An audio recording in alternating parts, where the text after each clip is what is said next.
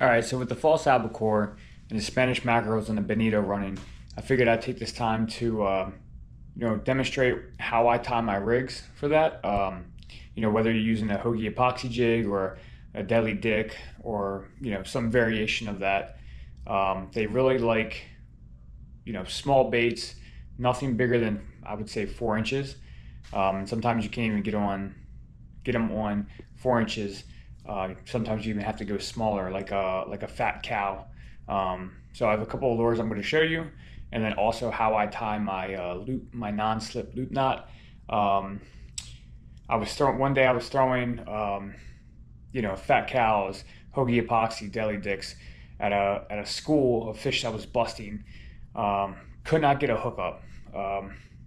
Ended up cutting off the TA clip and then did a non-slip loop knot, and then sure enough I was hooking up left and right. So I'm going to demonstrate how I tie that and show you some lures. All right, so first off, I like to start off with using the 20-pound fluoro. I like using Yo-Zuri Super Fluoro. I'm sure you can get away with other variations, other companies' fluoro. But I find that if I use 20-pound fluoro with any other companies, that it tends to have a little bit of stretch, which I don't necessarily like.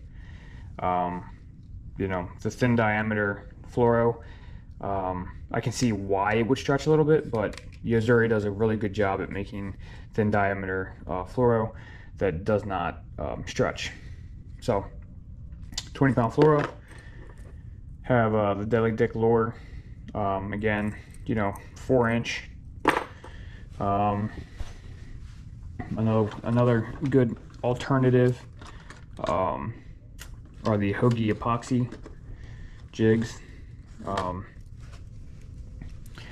Boom kind of does it all, but they will hit pink a lot, so have that as well. These even might be too big, right? So if the Albies are busting on top and they seem to just be going crazy, you can probably get away with the larger sizes. But if they're being more finicky and not really showing, but they're popping here and there, I would definitely downsize to a smaller lure. Something I am excited to try this year. This is the Hydro Monster Shot, the smaller size. Great color. Have seen people catch with this. It's pretty heavy, should cast a mile, get out to the fish that are breaking farther out. This is going to be another alternative. All right, then if you're trying to go really small, if they don't seem to be biting too well, this is what I mean by small. So you have your fat cow jigs, resin jig. So this is even smaller. This thing is almost 3 ounces though, so you can launch this thing. So another great alternative. Way you should reel these is reel them in fast, skipping across the water, then do like a little pause, maybe like half a second, reel again, half a second pause, reel again. Sometimes I upgrade my hooks. Probably should have went smaller to something like this guy on this, but we'll see if it hits. Anyway, so to the tying of the knot.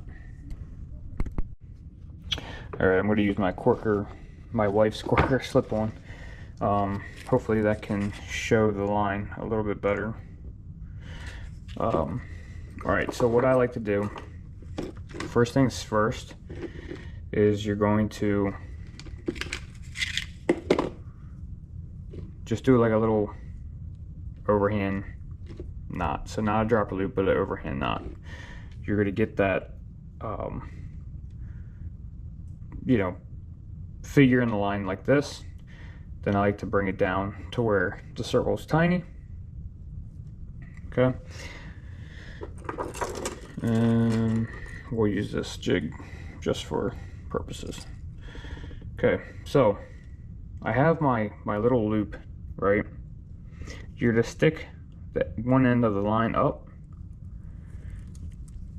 and notice So I still have my loop here, and my line's coming through the eye of the jig. Now what I'm going to do is I'm going to go through that little circle that I created. Okay. Right, and then I'm going to make that circle come down.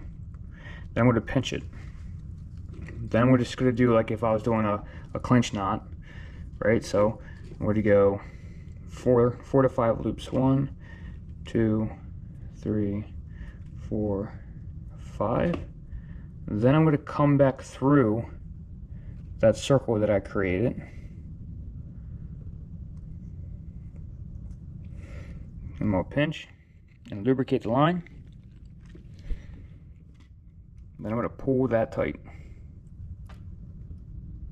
So I'm going to pull the line tight to the loop, right? Now, as you can tell, I have this little loop here. Now I'm going to grab the leader and the eye of the hook, and I'm going to pull that tight, right? Making sure that that's cinched.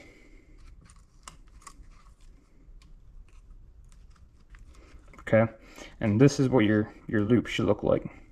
Then we're going to cut the tag in.